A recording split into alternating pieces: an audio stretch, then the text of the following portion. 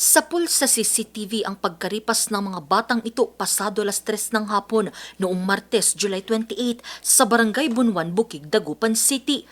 Habol-habol na pala kasi sila ng malakas na bugso ng hangin. Sa lakas ng impact, nabuwal ang mga puno. May mga natuklap ding bubong ng bahay.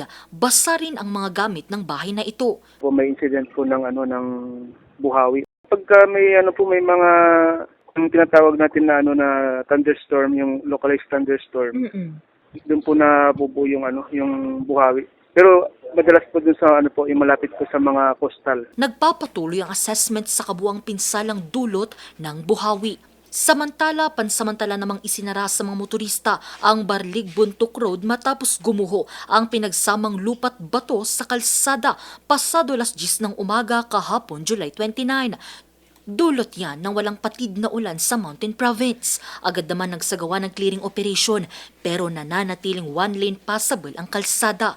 Ang mga pag-uulang nararanasan sa Cordillera at ilang bahagi ng Northern Luzon, posibleng dulot ng umiiral na thunderstorm ayon sa Pag-asa. So usually po, nararanasan natin siya tuwing tanghali o hapon. Yung buhawi po, no, isa po itong hazard na caused by a thunderstorm.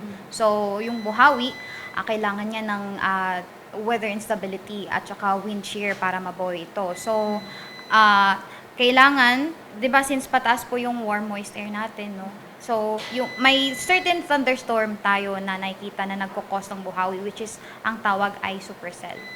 Muli namang nagpaalala ang otoridad na maging alerto at handa sa banta ng localized thunderstorm. Angel Arquero, RNG News.